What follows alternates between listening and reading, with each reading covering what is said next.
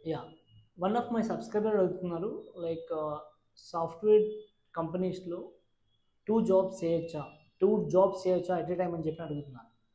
So, మీకేమవుతుందంటే ఒక కంపెనీలో పనిచేస్తున్నారు. ఏ అనే కంపెనీలో పనిచేస్తున్నారు. ప్యారలల్లీ బి అనే కంపెనీలో పనిచేస్తున్నారు. ఏ అనే కంపెనీలో మీకు బిల్ జనరేట్ అవుతుంది. బి అనే కంపెనీలో మీకు బిల్ జనరేట్ అవుతుంది. ఓకే. సో, మీరిప్పుడు ఏ అనే కంపెనీలో ఫుల్ టైమ్‌గా చేస్తుండ్రు. పార్ట్ టైమ్ కోసమని బి అనే కంపెనీలో చేస్తున్నప్పుడు, బి అనే కంపెనీ కూడా పీఎఫ్ జనరేట్ చేసిండు. ఏ అనే కంపెనీ కూడా మీకు పీఎఫ్ జనరేట్ చేసిండు.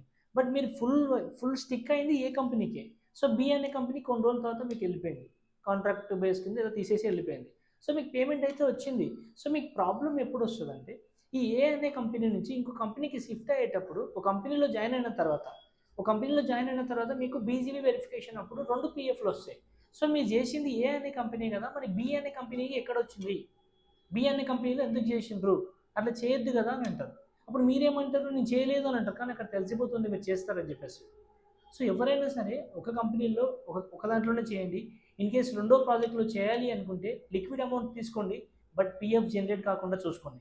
లిక్విడ్ అమౌంట్ తీసుకొని పీఎఫ్ జనరేట్ కాకుండా ఉంటే మీకు డెఫినిట్‌గా సేఫ్ జోన్‌లో ఉంటారు.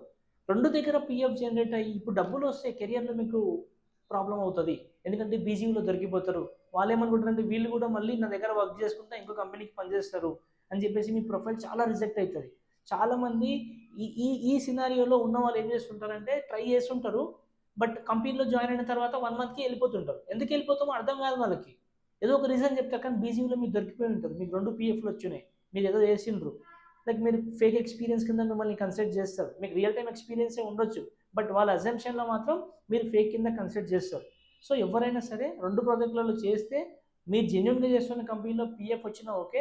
బట్ మీరు కాంట్రాక్ట్ బేస్‌లో లేకపోతే సమ్ హెల్ప్ చేయనీకి పోయినప్పుడు మీరు పీఎఫ్ జనరేట్ కాకుండా చూసుకుంటే మీకు 100% మీ కెరియర్ కూడా చాలా స్ట్రాంగ్ ఉంటది. మీ పైప్‌లైన్ కూడా చాలా స్ట్రాంగ్ ఉంటది. ఓకేనా?